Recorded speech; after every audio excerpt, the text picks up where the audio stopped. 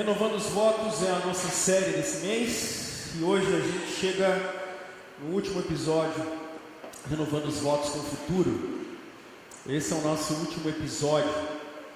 Renovando os votos é uma série que a gente está fazendo no livro de Neemias e nós começamos ainda no mês passado conversando sobre renovar os votos com Deus, renovar os votos com o outro e renovar os votos com a cidade. E hoje a gente vai falar sobre renovar os votos com o futuro. E a nossa tônica no livro de Neemias tem sido como Deus separou alguém no meio do seu povo para fazer tamanha obra de transformação social, cultural, espiritual, moral. Como Deus utilizou a sua igreja para transformar e marcar uma geração.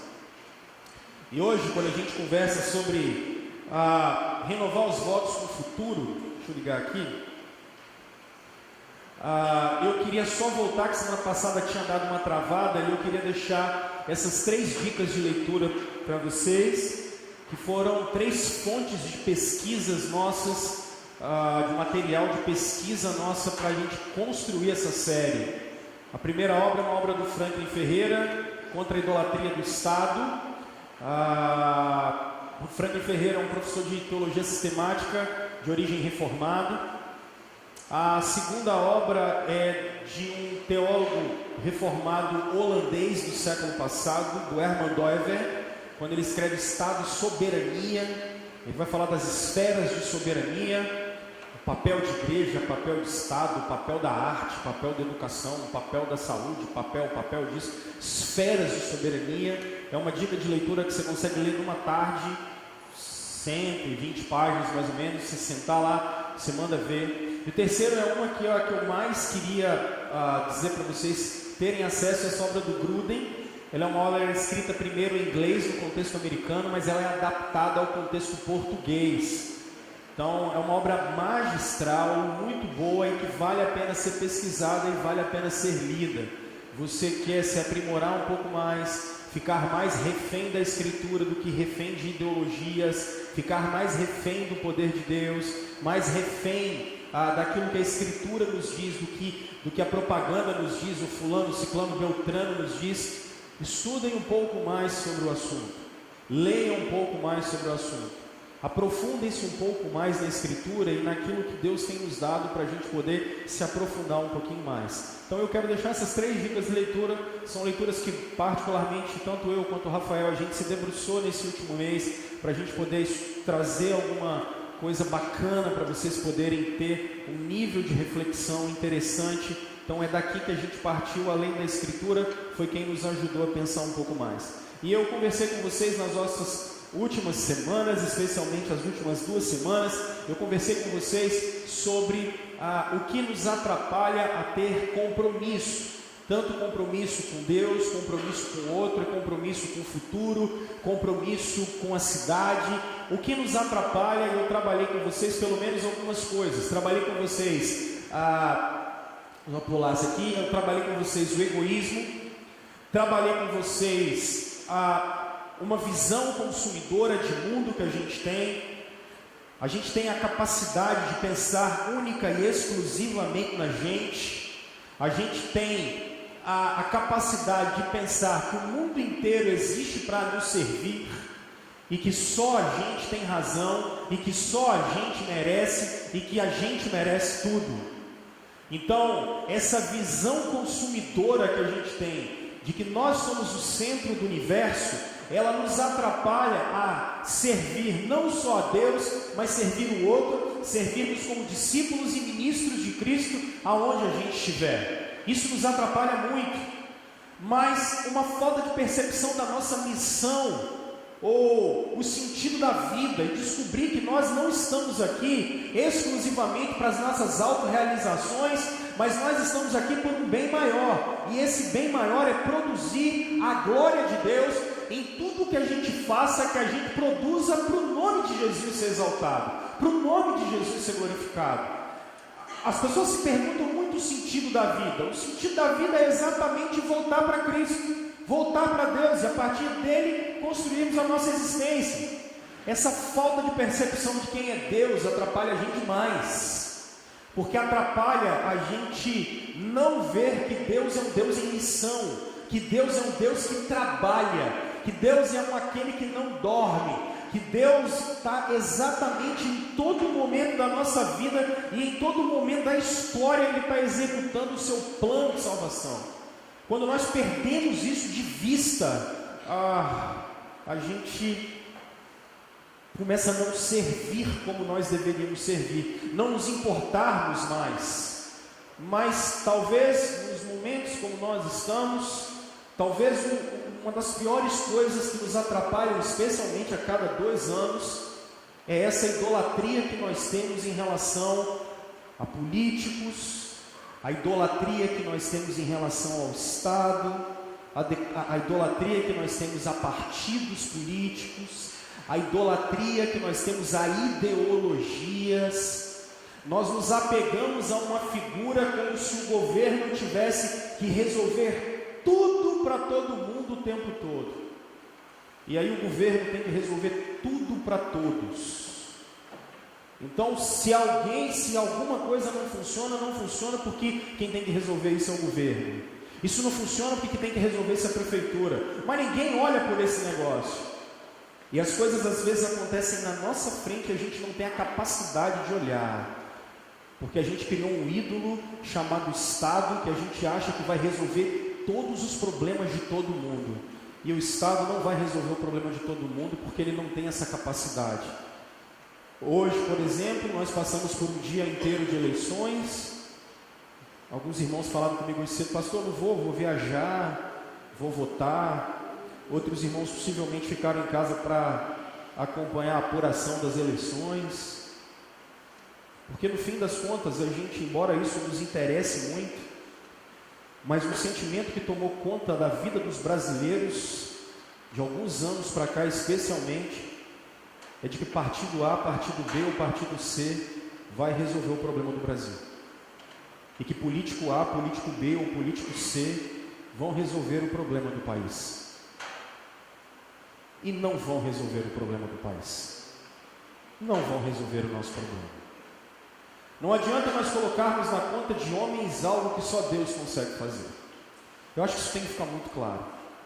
Eu não sei, mas até onde eu olhei, a gente possivelmente já deve ter um novo governador, né? O Casagrande deve ter ganhado no primeiro turno. Inclusive me lembra para a gente orar por ele. A gente já deve ter os deputados todos eleitos. Para presidente deve dar segundo turno mesmo? Alguém olhou aí? Deve dar, né? Depois a gente olha no final para poder orar por isso. Mas agora a gente pode falar: Casagrande não vai resolver o problema do Espírito Santo.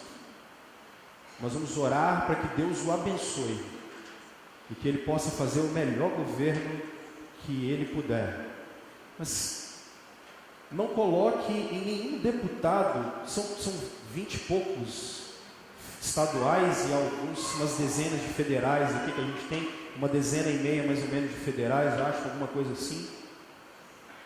Esses caras já estão eleitos, eles não vão resolver o problema do Espírito Santo nem do Brasil. Eles não vão resolver isso. Não vão resolver. E o problema é que daqui a pouco, agora eu posso falar nomes porque o cara está eleito, daqui a 2, 3, 6 meses a gente fala assim: mas Casagrande não presta mesmo, né? Mas Casagrande não vale nada. Aí a gente votou na Janete para deputada estadual, porque eu não sei o nome de quem ganhou ou não ganhou. Aí a gente olha e fala assim: mas aí, ó, votamos, vale nada, não presta não. E é sempre a mesma coisa, o mesmo discurso. Mas o que está por trás é que a gente colocou uma idolatria muito grande em cima de pessoas, partidos, ideologias. Haja vista, irmãos, quantas pessoas têm sofrido nesses últimos tempos. Isso precisa necessariamente acabar. Isso tem que acabar. Tem que acabar essa luta que a gente tem, porque todos nós, embora a gente tenha visão diferentes, mas a gente está brigando pela mesma coisa. Isso precisa necessariamente acabar. O ídolo se manifesta uma vez que ele controla a nossa vida. Nós passamos a achar que pessoas resolveriam, partidos resolveriam, ideologias resolveriam o problema da nossa nação, e a gente começou a brigar com todo mundo, porque o que estava no nosso coração era um ídolo. E talvez, se nós, por exemplo, para presidente da República tivermos segundo turno, eu queria que vocês, por favor, não envergonhassem o nome de Jesus. Não envergonhassem o nome de Jesus. Façam a campanha da maneira com que vocês acreditassem, mas não achem que político A ou político B, sejam os dois que estiverem, resolverão o problema do país. Porque não resolverão. Porque nenhum outro resolveu. Não quer dizer que nós não vamos orar por eles. E não vamos fazer o possível, mas não resolverão. A gente precisa parar de ter essa visão idólatra, de colocarmos um ídolo, porque daqui a pouco a gente fica decepcionado com pessoas. E no fim das contas, minha gente, prestem atenção, nós não podemos colocar na conta de políticos, partidos, ideologias, uma coisa que só a providência de Deus pode dar. É só a providência de Deus que ajuda uma nação. Porque nós podemos ter a melhor ideologia que for. Se o Senhor não olhar para a nação, se o Senhor não olhar especialmente para a sua igreja, você pode ter o maior, é a pessoa mais capacitada do mundo. Não vai funcionar. Porque o que está por trás do poder que a gente dá através do voto na nossa nação é a soberania de Deus. Nenhum poder, como eu tenho ensinado para vocês, emana do povo. A Constituição do nosso país, que me perdoe, porque ela é iluminista. O poder emana de Deus. Nenhum poder emana do rei. O poder emana de Deus. É isso que a gente precisa entender. Quando os calvinistas falam de esferas de soberania, eles estão dizendo que só tem um soberano. E a igreja só tem poder porque o poder é de Deus. E o Estado só tem poder porque o poder é de Deus. São esferas de soberania. Uma não interfere na outra. Mas Deus é Senhor de todas.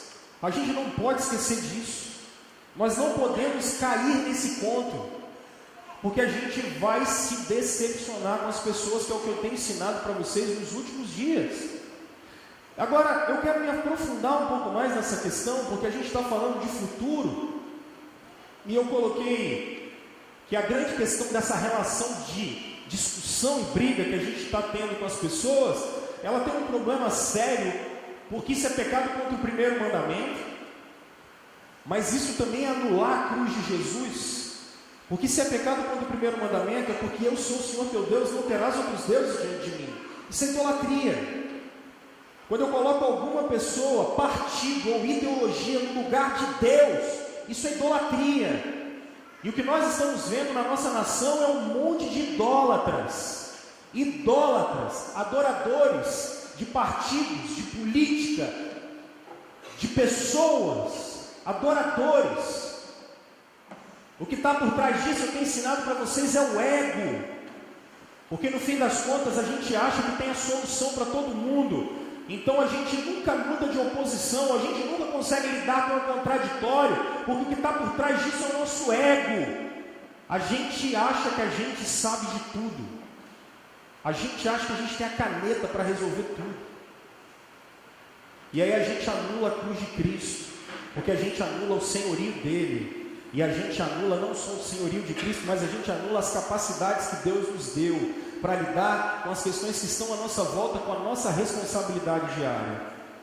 E eu conversei com vocês semana passada, eu só estou voltando, porque semana passada o slide deu uma travadinha, porque o que mais me preocupou, especialmente na vida dos crentes, é que quando a gente começa a ter esse partidarismo todo, e essa brigaiada toda que a gente tem, a gente esquece de uma coisa. Porque quando eu voto em partido A e eu sou contra o partido B, quando eu sou a favor do candidato A e eu sou contra o candidato B, eu preciso tomar cuidado, porque se eu adoro tanto esse partido aqui Se eu adoro tanto esse candidato aqui, eu começo a dizer que aquele cara que gosta daquele que está lá e vê que ele está lá, ele não é digno de salvação. Ele não é digno do Evangelho. Ele não... Peraí. A gente começa a ter uma ideia de que somos nós contra eles. É a gente contra aquela galera lá. O problema é que o dia de domingo está todo mundo aqui, daqui a pouco a gente vai participar da mesa do mesmo Senhor, de um só Salvador. E é exatamente isso que o Martin Lloyd Jones, no meio da Guerra Fria no século passado, ele está falando, dentro de uma Inglaterra liberal, ele está falando contra os comunistas. Ele está dizendo assim: se a igreja cristã dos nossos dias desperdiça quase todo o seu tempo denunciando o comunismo, o outro lado, parece-me que o principal resultado disso é que comunistas não se inclinarão para dar ouvidos à pregação do Evangelho. Porque parece que fica a gente contra eles. Então eles ficam lá e a gente fica aqui. Se a igreja fica sempre a denunciar algum segmento particular da sociedade, ela estará fechando as portas da evangelização àquele segmento. Todavia, se adotarmos o ponto de vista do Novo Testamento sobre essas questões, teremos de acreditar que os comunistas também têm uma alma que precisa ser salva, exatamente como a alma de qualquer outro indivíduo. Sabe o que vai acontecer, gente? A gente brigou e briga, e amanhã é segunda-feira e vai todo mundo para o trabalho. Domingo que vem tem almoço em família e você vai ter que dar de cara com aquele cunhado seu que você mandou um monte de mensagem, brigou e excluiu ele do seu grupo de WhatsApp. Quando der 1º de janeiro e essa turma toda assumir o poder, a gente vai continuar a vida. A gente precisa retomar no nosso coração o lugar do Senhor e único Senhor da nossa vida. E aqui, eu fiz questão de deixar muito claro isso nesses últimos dias, que eu não fiz campanha para fulano, ciclano e beltrano. Eu fiz questão de deixar isso muito claro para vocês. O que eu faço questão de fazer é que vocês precisam desenvolver a salvação de vocês. Vocês precisam votar em candidatos de acordo com aquilo que são princípios do Evangelho. O que são princípios do Evangelho é que deve nortear vocês. E essa não é o papel da igreja dizer o que você deve ou não deve fazer. Isso não é papel da igreja. O papel da igreja não é se envolver na vida civil das pessoas. Elas precisam fazer isso. E esse é um exercício seu. E não é papel meu como pastor dizer vote fulano ou ciclano. Todas as vezes na história que a igreja se meteu com isso, e se meter nessa loucura, a gente entrou numa esfera que não era nossa. Eu acho que isso deve ficar muito claro, para que a gente aprenda, para daqui para frente, qual é o meu crivo? Meu crivo é a Escritura, meu crivo é a Palavra de Deus, e a partir dela, eu tomo as minhas escolhas. É isso que eu tenho ensinado para vocês. Mas não levantem ídolos, porque o nosso objetivo como povo de Deus, antes de mais nada, é que as pessoas ouçam o Evangelho e tenham dele a nova vida. Esse é o nosso trabalho. Semana passada vocês queriam, quando eu terminei de pregar, tem gente falando assim: pastor, qual é o número do Neemias que eu quero votar nele para presidente do Brasil? Mas não tinha o número do Neemias. Não dava, não tem. A gente vai ter que ficar com quem Deus levantou nesse tempo. Essa é a rapaziada que a gente vai ter que cuidar. É com eles que a gente vai ter que trabalhar. E eu falei para vocês que um grande defeito nosso é que nós, a igreja institucional, não temos preparado discípulos para a igreja orgânica. Nós não temos preparado nossos filhos para a glória de Deus, para que eles sejam os próximos influenciadores da cultura. Nós não temos preparado nossos jovens para que eles sejam influenciadores da cultura com o tempo. Se hoje você chega e diz assim, eu ouvi de várias pessoas durante muito tempo, eu vou ter que votar no menos pior, e se você acredita nisso, isso é culpa da igreja. Isso é culpa da igreja.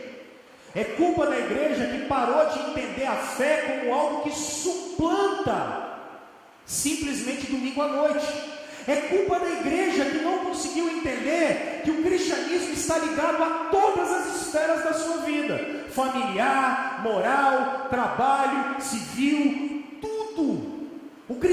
está ligado a tudo. E se Jesus é o rei, os discípulos do rei deveriam estar interessados em implantar o seu reino dia após dia. Seu reino de amor, seu reino de justiça, seu reino de bondade, de dignidade. Isso é culpa da gente, da nossa negligência. E aí o que se vê no século 21 é quando cristãos resolvem ir para a política, eles vão para o debate com a Bíblia embaixo do braço, fazendo a gente passar vergonha, achando que a gente quer uma teocracia. Isso está errado, gente. Os cristãos, quando começam a se lidar e se meter na vida pública, eles precisam fazer isso com uma linguagem não religiosa.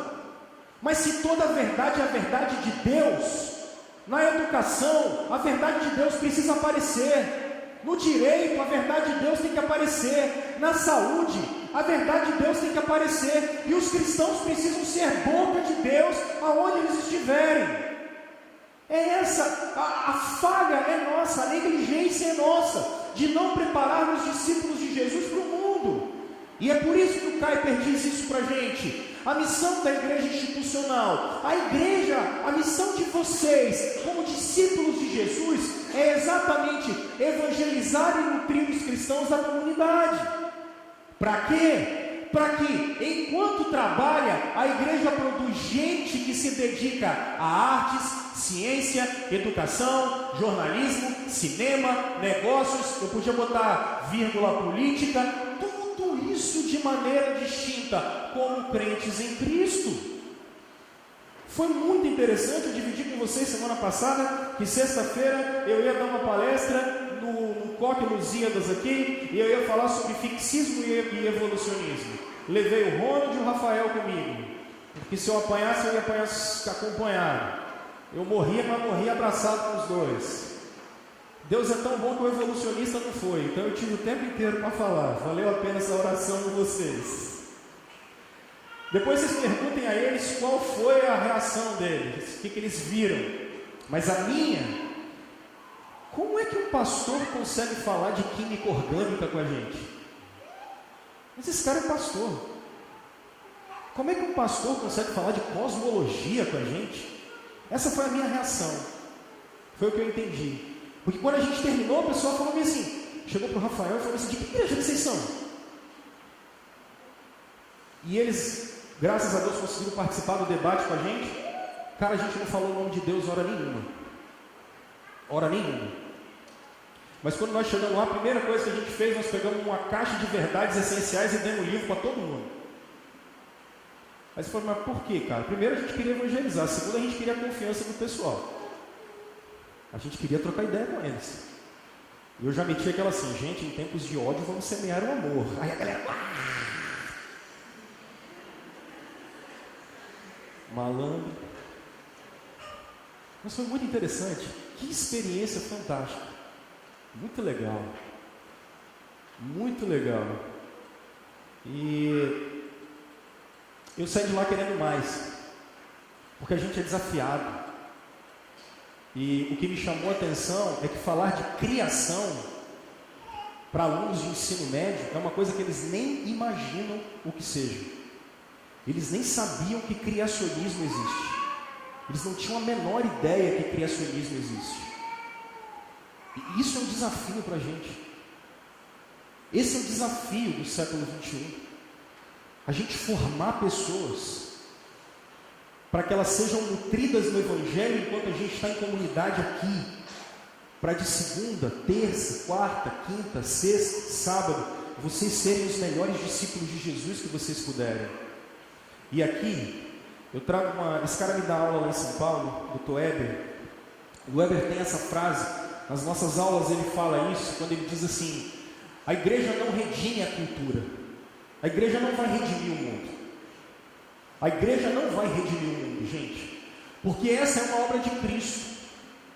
Quem é que vai redimir o mundo? Não é a igreja, é Cristo. Redenção é uma obra de Cristo. Redimir o mundo é uma obra só de Jesus. Pastor, quando é que vai acabar o sofrimento? Só quando Jesus voltar. Pastor, quando é que vai acabar a corrupção? Só quando Jesus voltar.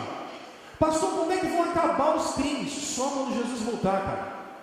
Pastor, e quando vão acabar a roubalheira? Quando vai acabar um contra o outro? Só quando Jesus voltar. Esse papel é só de Jesus e ninguém faz isso mais, só Cristo. Mas o Weber diz assim: mas o papel da igreja, isso aqui é legal, é transformar o mundo. Por causa do pecado, gente, reformas vão ser sempre necessárias. Porque, percebe só, a gente traz o mundo para o Evangelho, a gente traz, aí parece que devagar isso vai degringolando. Deixa eu pegar muito pesado com vocês agora, eu falei isso na minha turma de manhã, e eu tenho que falar para vocês saberem o que está acontecendo. O Ronald e o Rafael, a gente estava lá quando o professor dividiu uma coisa com a gente, que nesse colégio que a gente foi, uma das coisas que eles estavam tendo que lidar é que meninas de 12 anos estavam batendo foto do seu órgão sexual, jogando nas redes, para ver quem tinha mais like, para ver quem tinha mais curtida. Depois vocês perguntam a eles se eles vão poder te dizer melhor. O papel da igreja é transformar a cultura. Isso não é normal. E eu quero que vocês anotem o que eu estou dizendo. Se a gente concordar que isso tudo é normal, daqui a 4, 5, 6 anos, a gente vai estar realmente olhando se zoofilia é uma coisa legal, se pedofilia é uma coisa legal. Vocês precisam acordar. Nós precisamos acordar. Isso está nos olhos da gente. A gente sempre vai lutar com isso. Por quê? Está aqui. E foi muito interessante porque a gente é tão preconceituoso que talvez alguns poderiam falar assim: pastor, em qual colégio público que você foi que era assim? Porque eu já dividi com vocês, por exemplo, que um dia desse a Aline saindo da escola, tá os meninos do 9º ano fumando baseado, andando na rua de Marcelo de Noronha, como se não fosse problema nenhum e como se fosse a coisa mais normal do mundo. Aí você fala assim: então em qual colégio público era esse? Nenhum, era um colégio que se paga 800 pau de salário, de mensalidade, cara. São meninos que para nós, isso é faixa de classe média para a gente aqui, para onde a gente vive. E se a gente acha que isso é normal, e o papel da igreja é um papel de transformar a cultura, de transformar onde a gente está, isso não é normal. Se isso é normal na vida das pessoas, para a gente que segue a Escritura, não. Não, Romulo, mas isso é um padrão. Que padrão? Meu padrão eu não sou, meu padrão é eterno, gente. Meu padrão é eterno. Prestem atenção nisso. Lembrem que eu tenho falado essa frase do Bill Hybels com vocês? Se o mundo possui uma salvação, a igreja é responsável por esse processo. Se o mundo tem um jeito, se o mundo pode voltar, a igreja é responsável por isso. Só que aqui eu queria falar com vocês, porque um dia desse eu estava pregando aqui e eu falei assim: Jesus pode mudar essa cidade. Aí teve um lá de trás que falou bem assim: ah, pode. Sabe qual é o nosso problema? A gente não teve a visão correta do reino de Deus. E o Anthony Huckman vai ajudar a gente, porque, por favor, olha bem para mim, eu preciso que você entenda isso. O reino de Deus é já, mas ainda não. Isso é um conceito dele nos Salvos pela Graça. É um conceito que a gente, teologia reformada básica. O que é isso, Rômulo? Significa que desde que Jesus Cristo subiu aos céus, Jesus Cristo colocou todos os principados e potestades debaixo dos seus pés. Quando Jesus se assentou à direita do Pai, ele recebeu o direito de ser o rei do universo. Ele é o rei sobre todas as coisas. Significa que o status real já foi dado para ele. E Atos capítulo 2, verso 33, vai dizer que ele está colocando todas as coisas debaixo dos seus pés. Então, nesse exato momento que a gente olha e diz assim: no ano da morte do rei Uzias, peraí, então o rei morreu e a esperança acabou? Não, eu vi o Senhor assentado no alto e sublime trono. O reino de Deus é já, porque espiritualmente esse reino já existe. Espiritualmente, Jesus nos ensina no Evangelho de João que esse reino já está dentro de vocês. Esse reino já está avançando, porque quando ele diz para a gente orar, venha o teu reino, a oração era exatamente para que o avanço da obra de Deus continuasse caminhando. e 2000 anos depois a gente está aqui, louvando o nome de Deus. O reino é já. Ele já existe, porque ele está dentro de vocês. E Jesus está dominando todas as coisas e nada foge do seu controle, mas ele ainda não é. Porque esse reino ainda não é físico. Esse reino vai se materializar de maneira plena, completa, quando Jesus voltar a segunda vez. Então isso precisa, essa visão de reino, porque se o reino é já, mas ainda não, então eu trouxe algumas coisas para vocês refletirem. A gente não pode ter uma visão ufanista que é triunfalista, dizendo, uau, Jesus é o rei, então nada de ruim vai acontecer. Jesus está reinando. Então se Jesus está reinando, beleza, cara, então a realidade vai ser redondinha. Não! Jesus está reinando e a implantação do seu reino é progressiva, é histórica. Ele vai marcando a história com a sua presença.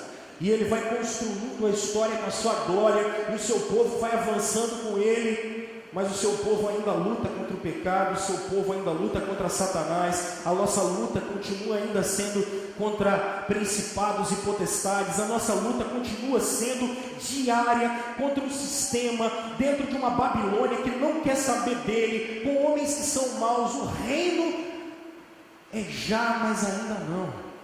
Então eu não posso achar assim, a partir de agora tudo vai ser resolvido. Mas por outro lado também, a gente não pode olhar para a história de maneira pessimista e falar assim, caraca, nada vai se resolver. Ih, vai dar tudo errado sempre, rapaz. Não, porque o reino já acontece agora. Mas por outro lado também, a gente tem que olhar para a história e o presente como algo que está no controle de Cristo, e sermos trabalhadores de Cristo. E esse trabalho não acaba, gente. Até o dia da volta de Jesus, a gente vai lutar, lutar e lutar, porque reformas são coisas que a gente sempre vai precisar fazer no mundo que está à nossa volta. Isso é uma coisa que nunca acaba. E quando eu trago hoje o compromisso com o futuro, eu estou olhando para o capítulo 13 de Neemias. Um cara que, se você observar direitinho no capítulo 13, verso 6, você comparar isso com o capítulo 1, especialmente o capítulo 2, no verso 16, você vai perceber que quando Neemias pediu para sair lá da Pérsia, ele falou com Artaxerxes. Artaxerxes perguntou para ele assim, quanto tempo você vai ficar fora? E segundo o verso 6 do capítulo 13, Neemias combinou de ficar 12 anos fora. Significa então que, porém, quando isso aconteceu, eu não estava em Jerusalém, porque, percebe isso, no ano 32 do reinado de Artaxerxes da Babilônia, eu havia voltado lá a fim de dar ao rei um relatório, esse mesmo relatório que ele tinha falado. Neemias trabalhou por 12 anos em Jerusalém, reconstruiu o muro, reconstruiu o templo, reconstruiu o culto, reconstruiu o emprego, reconstruiu a cidade. Em 12 anos Jerusalém estava completamente no eixo. O problema é que quando você observar o verso 4 do seu texto que está na sua mão, você vai perceber uma coisa muito interessante, quando me parece que tem uma virada, quando ele diz, ora, antes disso o quê? O que aconteceu antes disso? Antes disso, deixa eu pular aqui. Naquele dia, verso 1 do capítulo 13, se leu para o povo no livro de Moisés, achou-se escrito que os amonitas e os moabitas não entrassem jamais na congregação de Deus, porquanto não tinham saído ao encontro dos filhos de Israel com pão e água. Antes assalariaram contra eles Balaão para os amaldiçoar, mas o nosso Deus converteu a maldição em bênção. Ouvindo eles, o povo, esta lei, apartaram de Israel todo o elemento misto. E parece que Israel ouviu a palavra de Deus, e a partir do momento em que eles ouviram a palavra de Deus, alguma coisa aconteceu. Mas antes dessa mudança acontecer, o que o verso 4 diz, o Neemias, depois dele ter ficado esse tempo todo em Jerusalém, ele volta para a Babilônia, e os historiadores dizem que ele fica mais 12 anos na Babilônia. Significa então que ele fez uma reforma por 12 anos e depois por mais 12 anos ele volta para a Babilônia. Lá na Babilônia ele ouve que tudo o que ele tinha feito tinha voltado atrás, e nada mais era como ele tinha feito a reforma anterior. Neemias então vai voltar para Jerusalém. Quando ele volta para Jerusalém, ele percebe que 3 coisas estão acontecendo.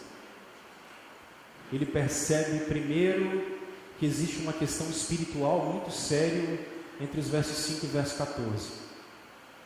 Pastor, que questão espiritual é essa? Eu vou dizer para vocês daqui a pouco, mas o culto acabou, a oferta acabou, o incenso, que eram as orações, acabaram, o templo foi profanado, os sacerdotes foram profanados.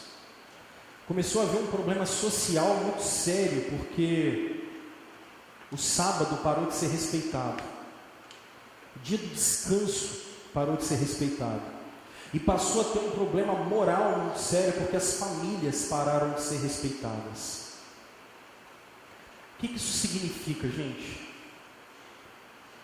Quando eu digo para vocês de termos um compromisso com o futuro, e eu botei uma frase do N. Cordeiro ali, quando ele diz que o futuro a gente começa agora, é porque quando eu olho o livro do Neemias, ele, depois de 12 anos que ele está fora, ele volta, e a primeira coisa que ele percebe é que existe um problema espiritual muito sério no meio do povo. Primeiro, o sacerdócio foi profanado, e ele vai dizer isso antes desses acontecimentos. O sacerdote Eliasibe, que era o encarregado dos depósitos do templo, havia se ligado com Tobias por laço parentesco. Só que você vai ver que Tobias era dos filhos de Amon, e os sacerdotes só poderiam ser levitas. O que tinha acontecido naquele contexto? A linhagem sacerdotal foi completamente corrompida. Esses sacerdotes não poderiam mais entregar culto a Deus. O sacerdócio foi corrompido, a linhagem sacerdotal foi corrompida. Mas não só a linhagem sacerdotal foi corrompida. Se a linhagem sacerdotal foi corrompida, acabou a representação do homem diante de Deus. O sacerdote era aquele que representava, o povo passou a não ter mais comunhão com Deus. As ofertas de manjares não eram mais entregues, elas não podiam ser mais entregues. Oferta de manjar no Antigo Testamento é um símbolo, por exemplo, da Santa Ceia. Porque a oferta de manjar era exatamente bolos que o povo trazia ao sacerdote ungido com óleo, para que o povo pudesse comer junto com o sacerdote, que significava a comunhão com o povo, do povo com Deus. Não tinha mais comunhão com Deus. A degradação começou a chegar, que não tem mais representação diante de Deus, não tem mais comunhão com Deus. Para piorar, o incenso não podia mais ser aceso. O incenso dentro do templo era a prova das nossas orações. Significa, em linguagem de hoje, que o povo não conseguia e não podia, não tinha mais o direito de orar. E para terminar, eles não podiam mais chegar ao templo, acabou a adoração. Acabou a adoração. Pessoal, eu queria chamar a atenção de vocês, porque eu acho que a gente precisava pensar no nosso compromisso com o futuro, porque toda relação que a gente tem, ela depende da nossa relação com Deus. Toda a nossa relação, toda a nossa construção de vida, todas as nossas escolhas, elas dependem, antes de mais nada, da nossa relação com Deus. E Israel, durante 12 anos, eles reconstruíram essa relação, e agora eles perderam tudo isso. Eu queria que você pensasse em algumas coisas a partir disso. Eu queria que você pensasse, por exemplo, meus irmãos e minhas irmãs, especialmente vocês que já estão na casa dos 40, 50, 60, alguns talvez aqui na casa dos 70. Quem vai estar sentado nesses bancos aqui em 2050? Quem vai estar sentado aqui? Quem vai vir entregar a oferta nesse gasofilácio aqui em 2050? Quem vai estar aqui, se vai estar aqui, pregando em 2050? Nós estamos em 2018. 2050 eu estou jubilado já. Coluna não vai aguentar mais. Quem vai estar aqui? Quem vai estar reclamando se o ar-condicionado está quente ou frio aí? eu fazer um jabá aqui. Quem vai pagar pela reforma do banco que está lá no CRAE? R$200, tá, gente? O Adote o Seu Banco. Vocês podem procurar a Steph. Muita gente procurou hoje cedo. Seus pecadores miserável. Um monte de fake news. Levantaram a mão, falaram que ia dar mão pro Kleber e não deram. Nota o meu aí, Kleber. Nota aí. Adote o seu banco aí, gente. Está querendo acolchoar os bancos. Aí nós estamos fazendo uma oferta, levantando uma oferta aí. Jean falou que vai ficar com 2 hoje de manhã. Quem mais falou? Lurdinha. Cadê Lurdinha? Você não deu o nome não, Lurdinha? Lurdinha, você não me escapa não, minha filha. Eu vou encabeçar a lista. Anota aí, depois passa para a Stephanie. Eu estou falando assim, irmãos. Quem vai estar sustentando a obra do Senhor em oração em 2050? Quem vai estar? Eu não sei se até lá a gente tem o CP, se tem SAF, sei lá se tem isso. Mas eu quero saber em 2050 quem vai estar sustentando a igreja de Deus em oração? Os filhos de vocês em 2050, eles vão ser os pastores que a igreja precisa? Eles vão ser os pastores que a igreja está precisando? Os seus netos vão ser? Quem vai continuar a obra do Senhor? Quem vai continuar a igreja do Senhor? Em 77, quando a gente chegou aqui, os pais de vocês, de alguns de vocês, estavam aqui. Alguns de vocês nasceram aqui. E se não nasceram aqui, eu, por exemplo, não nasci aqui, mas eu nasci no Evangelho. A questão toda é essa. Eu quero que vocês percebam que se nós não construirmos o futuro agora, como o N. Cordeiro diz, quem vai continuar a obra do Senhor? Quem vai continuar a oferta? Quem vai continuar as orações? Quem vai continuar a oferecer sacrifícios ao Senhor? Quem vai continuar, gente? Percebam a nossa seriedade com a igreja de Deus, de sermos servos em missão. O nosso compromisso com o futuro, e eu quero que vocês percebam isso. Neemias demorou 12 anos para construir uma coisa que foi quebrada rapidamente. 12 anos depois ele teve que voltar para reconsertar. Porque você já sabe que depois que você reformou a sua casa, construir, reformar é fácil, mas para quebrar é assim, não é? Então a gente levantar a obra do Senhor de maneira saudável no mundo difícil, a gente faz assim, ó. Agora, para quebrar ela, basta que alguns filhos do demônio entrem na obra do Senhor e ela quebra rápido. Eu acho que a gente precisa pensar que o mundo, antes de viver uma crise social, moral, o mundo vive uma crise espiritual. O mundo vive uma crise de homens e mulheres que não são ligados a Deus. O mundo vive uma crise de homens e mulheres que não querem saber dos valores de Deus, da relação com Deus. A gente precisa pensar nisso. E quando eu estou falando com vocês de compromisso com o futuro, eu estou querendo que a gente tenha um compromisso com a obra espiritual do Senhor, com a obra da pregação do Evangelho, com a obra da igreja de Deus. Se a gente sair dessa terra, ela vai continuar. Irmãos, isso é algo que tem que estar na mente da gente. E eu vou dizer para vocês assim, eu costumo dizer que eu sou uma alma inquieta. Na minha cabeça não para, meu coração também não. Eu fico querendo fazer um monte de coisa ao mesmo tempo. Qual é o plano? Onde a gente vai? Como é que a gente vai realizar? O que é que vai acontecer? E quando eu penso nisso, eu sei que meu coração tem que descansar no Senhor. Mas eu penso, por exemplo, que quando eu estou aqui, eu preciso estar formando as próximas gerações, as próximas pessoas, porque esse bairro vai crescer. Aquela BR lá de trás saiu, a gente chega em Vila Velha com 5 minutos agora. A gente tem que chegar nos bairros que estão em volta, porque o nome de Cristo precisa continuar avançando. Porque se a gente não fizer nada, o mal continua avançando, porque a gente tem uma responsabilidade com o reino. Então os nossos filhos precisam ser educados para ser servos do reino. As nossas vidas, os nossos recursos, a nossa casa, isso precisa ser feito para o reino, para que a obra espiritual continue, porque a gente vai viver essa luta sempre.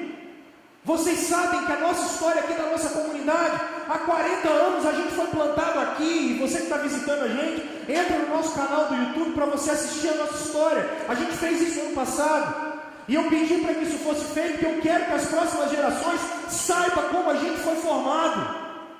Eles têm que saber que há 40 anos, os nossos pais lá atrás, eles não foram favoráveis a que o Evangelho de nosso Senhor fosse profanado. E quando eles vieram montar esse lugar, porque eles levavam Jesus a sério.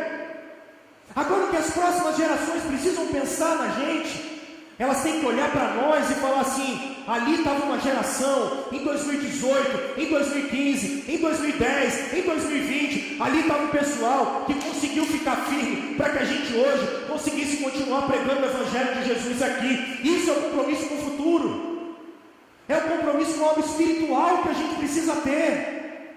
Quem vai continuar o legado do Evangelho? Nós precisamos nos preocupar quem vão ser os influenciadores.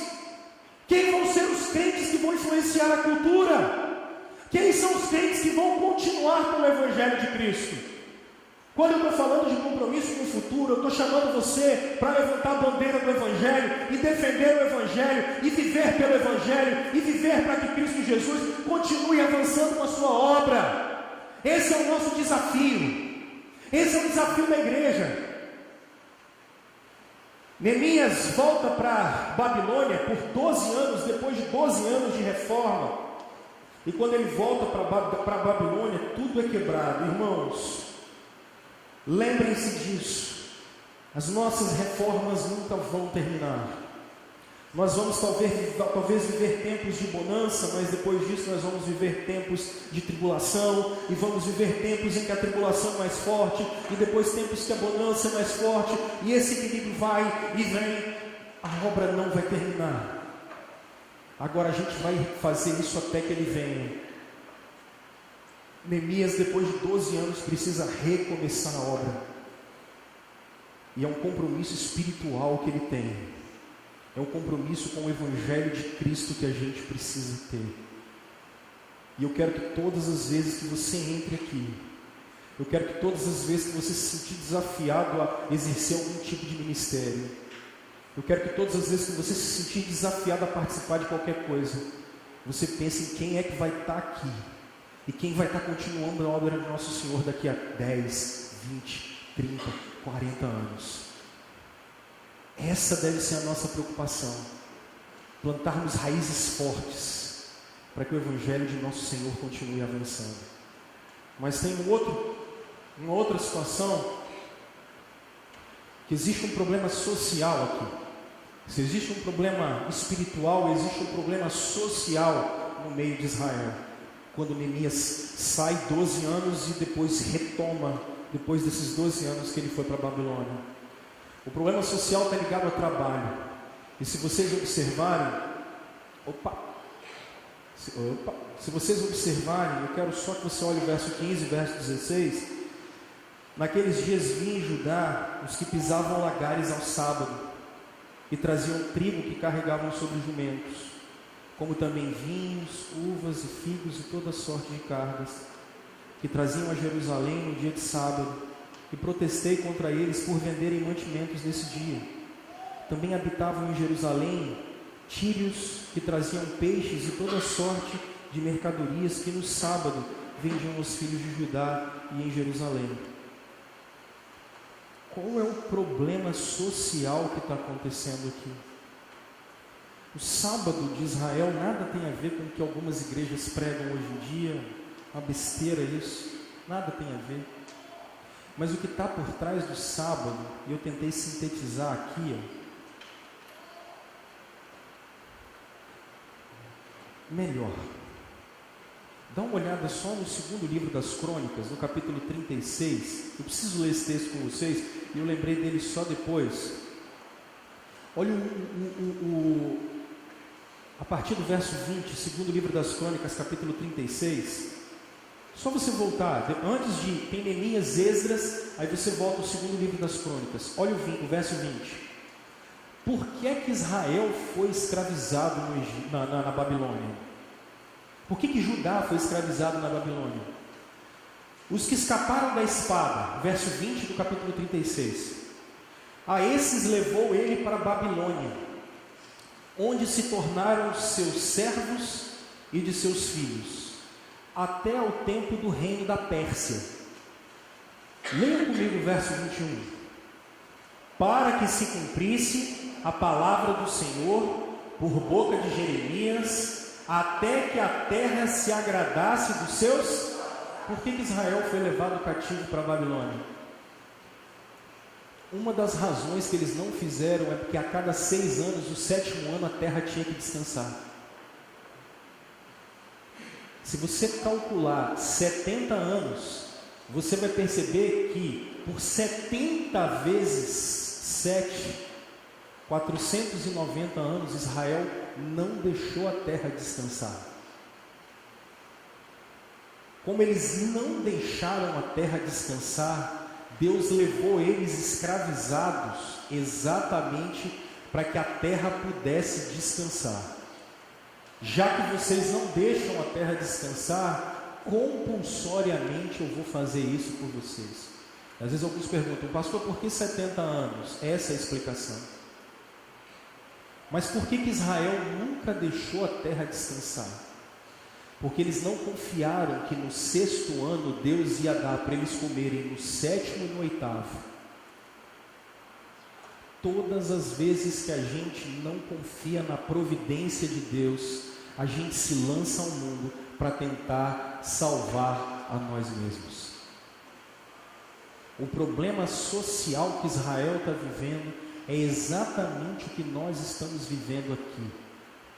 Nós não confiamos no poder de Deus e não confiamos na mão poderosa de Deus e na ação de Deus, e temos construído um mundo à nossa imagem e semelhança. Quando não confiamos na providência material de Deus, que Deus é o nosso mantenedor, quando negamos o descanso, falamos com Deus que nosso sustento não vem dele, mas de outra fonte, então corremos atrás de novos deuses que vão ser úteis para nos auxiliar. O que está por trás da gente é isso. Quando nós não confiamos na providência espiritual de Deus, nós construímos deuses que vão nos auxiliar. E aí, olha só, pecamos contra o 4º mandamento, porque a gente não descansa mesmo, e a gente peca contra o 1º. E olha os deuses que a gente levanta por não confiar na providência de Deus. Levantamos o Deus dinheiro, porque a gente não confia que Deus vai manter a gente. E aí o Deus dinheiro, ele traz consigo o Deus trabalho, porque é da onde a gente vai ter que levantar recursos. E aí o Deus trabalho traz consigo o Deus ego, porque no fim das contas a gente está atrás de realização. E o Deus ego traz consigo fama, sucesso, posição, conhecimento, influência. E essa é a espiral de toda desgraça que a gente está vivendo hoje. Israel parou de confiar na mão de Deus.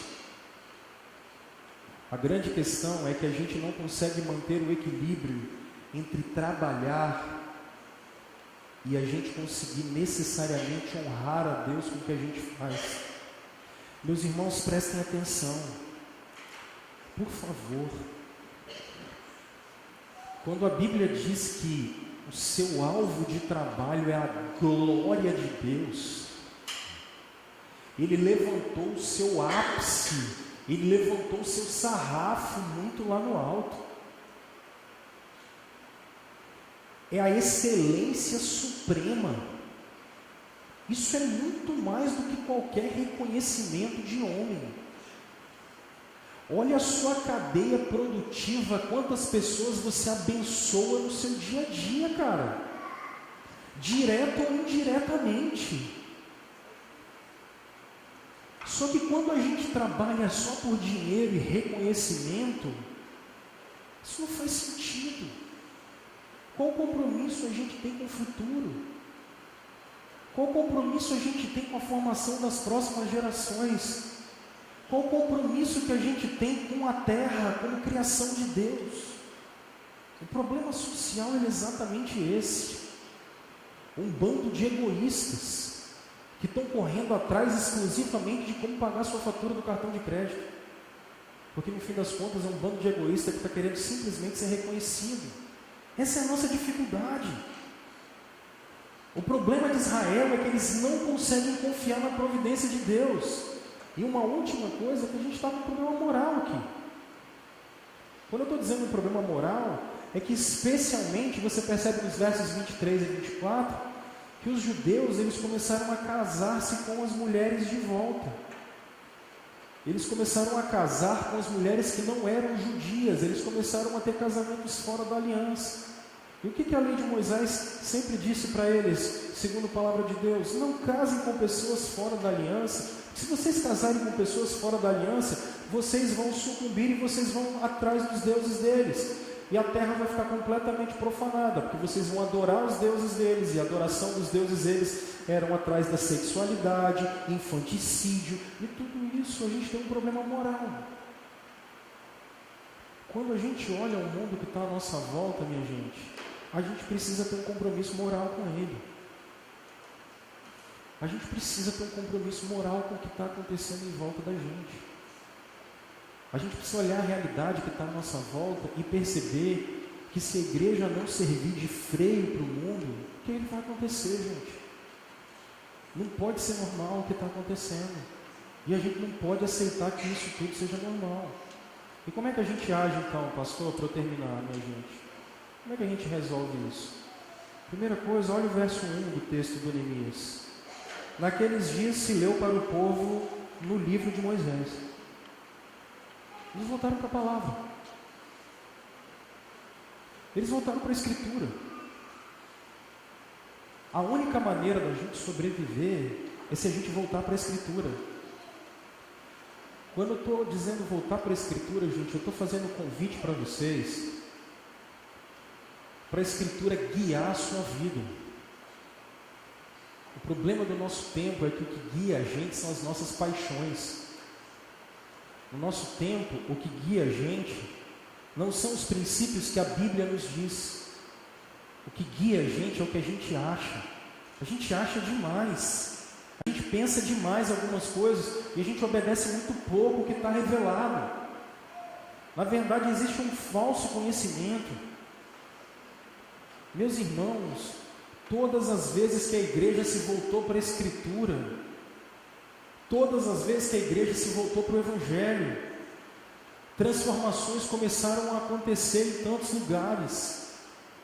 Aqui o avivamento vai começar a acontecer novamente, porque o povo vai voltar para a palavra de Deus. Um menino que perguntou assim: Rômulo, eu dei uma olhada lá na sua igreja e ela estava tão cheia. O que é que você estava fazendo lá? Os caras perguntam assim: qual é a tática que vocês estão fazendo?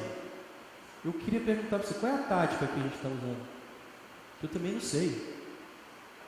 Nenhuma. Porque não tem tática. A gente trabalha com planejamento estratégico, trabalha. Mas eu não gasto uma hora por domingo aqui pregando à toa. Eu estou tentando abrir a Escritura e pregar ela para vocês. Vocês gostem ou não, vocês concordem ou não. Se eu mexer com vocês, melhor ainda, porque eu estou te incomodando, é isso que eu quero. Porque eu fico incomodado a semana inteira. Eu quero que você se incomode tanto que você mude de vida. Eu quero que você se incomode a tal ponto que você vá para Jesus humilhado, destroçado, detonado, para você ser refeito nele. É isso que a gente tem que fazer. É uma volta sistemática às nossas origens e às nossas raízes. Eu não tenho falado de teologia reformada para vocês à toa. É porque a gente entende que a partir dali a melhor sistematização de fé que a gente conseguiu fazer são os nossos símbolos de fé. Porque o que tem de crente raso por aí está errado. A gente precisa voltar para a Escritura para ser firme. Ser firme nos nossos preceitos, ser firme na nossa fé. Quando a palavra começa a ser aberta, explicada, pregada, a mudança precisa acontecer.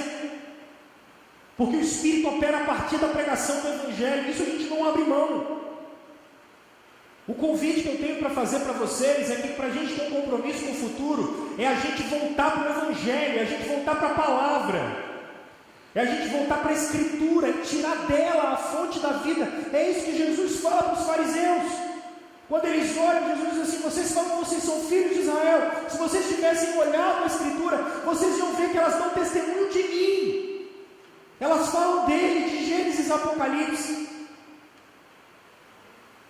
Eu acho a cena mais engraçada é quando eu aconselho pessoas, eu sempre peço elas para ficarem com a Bíblia na mão e lerem a Escritura, enquanto a gente conversa.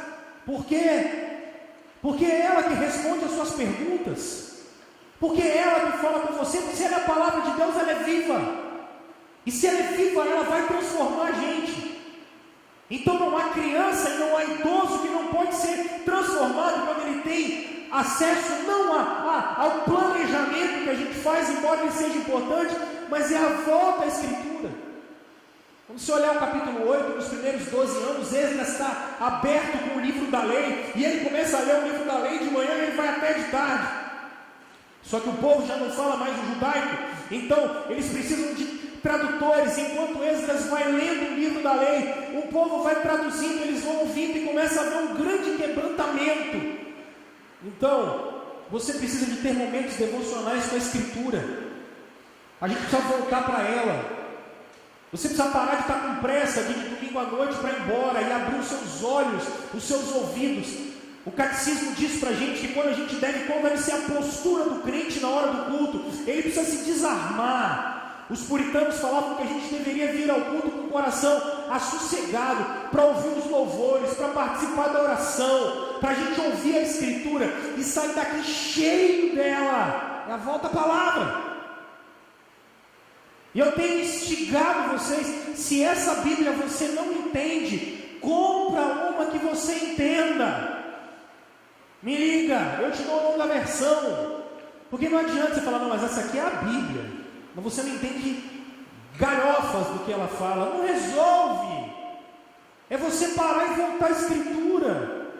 É você parar e gastar tempo, por exemplo, porque a gente tem bons professores aqui domingo pela manhã, que são caras que preparam aulas bacanas para a gente poder ter um tempo e bater papo. É a volta da Escritura, é a volta à palavra de Deus. Se a gente acha que o mundo está perdido, a única maneira que ele vai ter de transformação é exatamente se a gente voltar aos princípios da palavra de Deus. É a gente voltar à Escritura como ela é, a raiz.